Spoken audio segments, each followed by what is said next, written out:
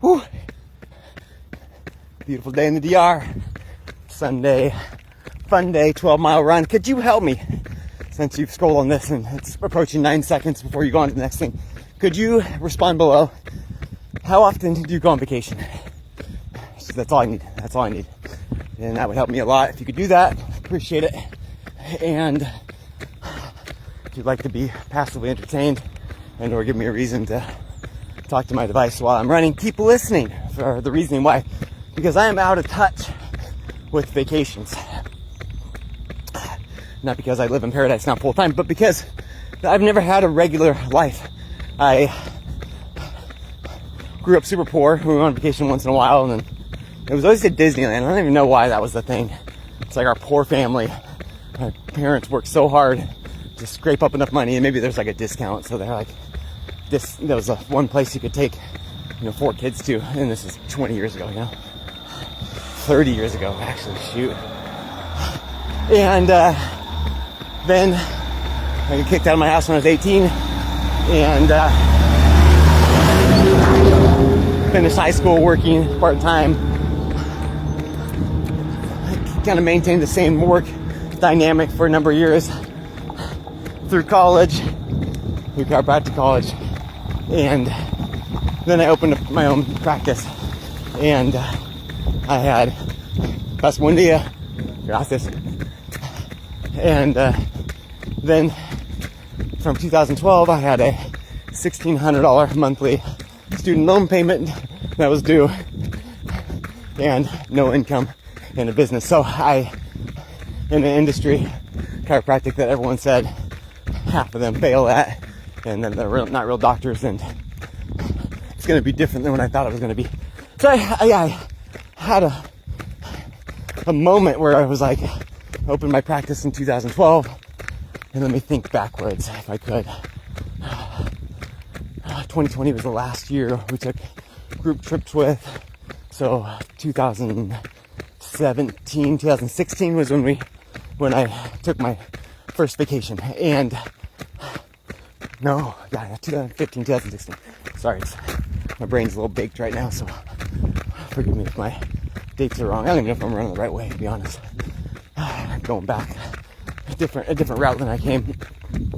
I've come to Point Brigantine before. So I had like 4 or 5 years plus school, 8 years, 9 years. No real vacation schedule, right?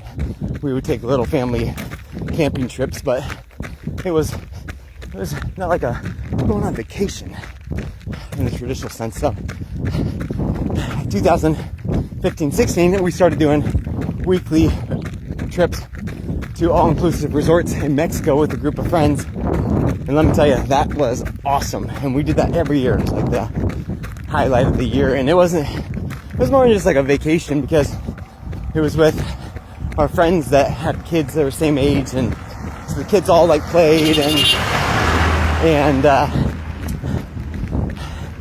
then it's like the Simpsons were like, business owners, and we sat on several boards. So Mike and Mel, we would talk about, service stuff and projects and what we're working on, and like renovating Clubhouse and stuff in Rotary, and we had Devin and Jenny that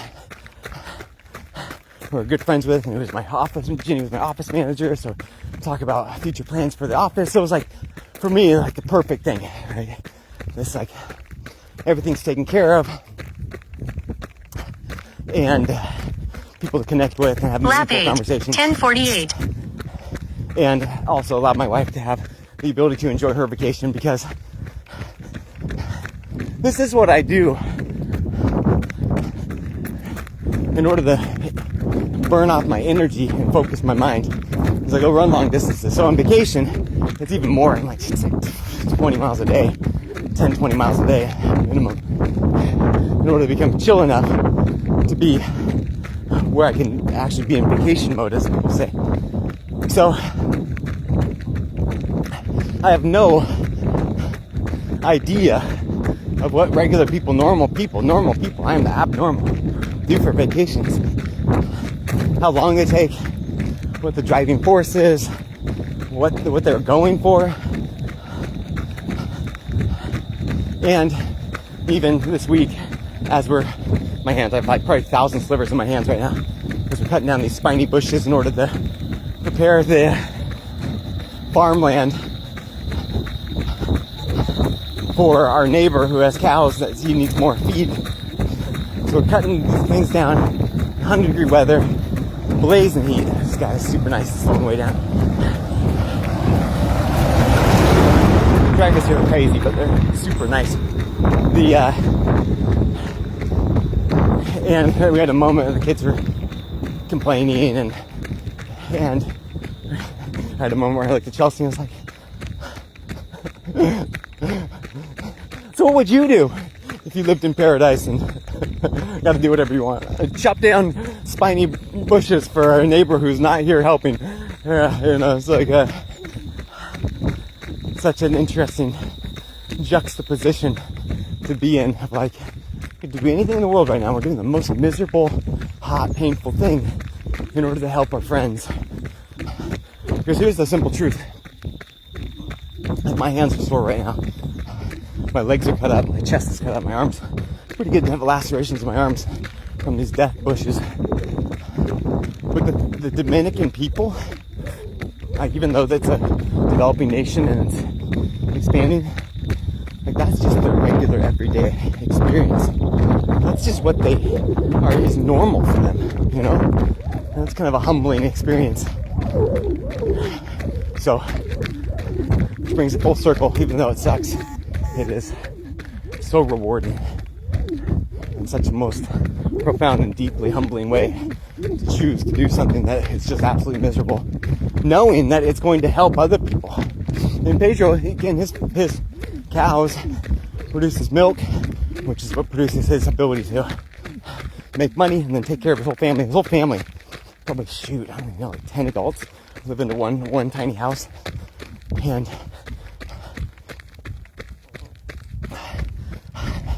it's, I don't know, it's such a unique